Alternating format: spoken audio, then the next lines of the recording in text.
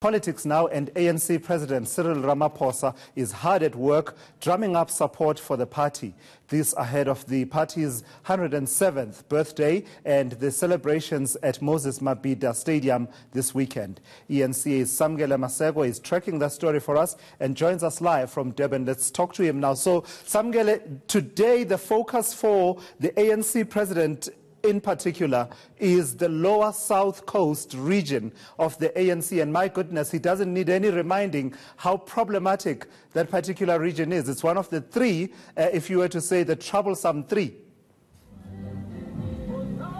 Yes, indeed, Thulasizwe, the president of the ANC, Cyril Ramaphosa, is coming here to the lower South Coast region where we are currently at. I heard you earlier on saying we're in Durban, but in fact we are in the lower South Coast region where you would understand it's been a very problematic region, along with the Harry Gwala region and Moses Mabhida region, where the ANC has been somewhat troublesome or battling to silence the guns here in this particular region. You'd remember also that this region was highly divided when the ANC was going towards its provincial conference and also towards the December National Conference, where you had those who were supporting Dr. Nkosazana Dlamini-Zuma and those who were supporting the now incumbent ANC President Cyril Ramaphosa. But they are in an era where there is an informal settlement across my left-hand side. I'm not sure, and my colleague Sandila can't go or pan towards that area right now because there are cars blocking us. But I'm just going to step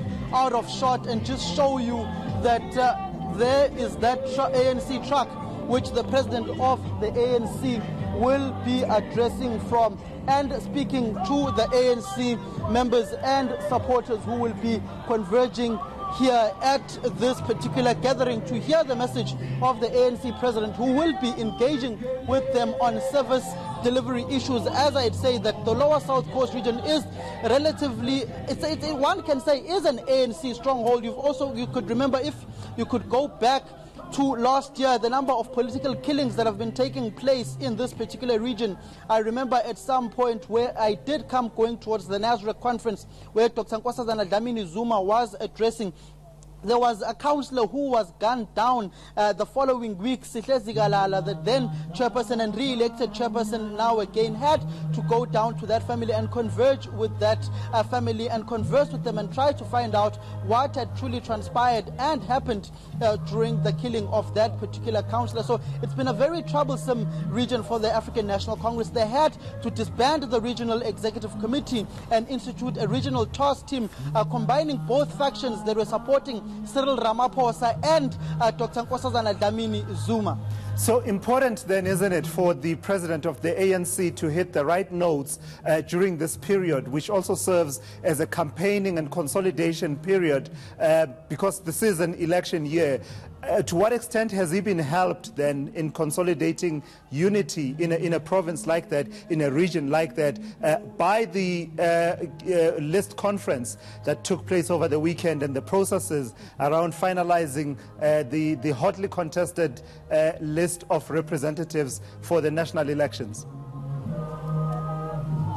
You know, for the first time in a very long time in KwaZulu-Natal, Thulasizwe, there hasn't been so much of a halapalu or factional battles, infighting over the list processes here in this particular province. For instance, if you look at the current provincial executive cabinet of the province, you've got about 5 MECs whom are most likely, and premier in fact, who are not coming back to the provincial legislature. I'll tell you for one, on the province to province list in the province that I have seen, Willis Mkhulu, the current premier of the province, is not there. He is definitely not coming back.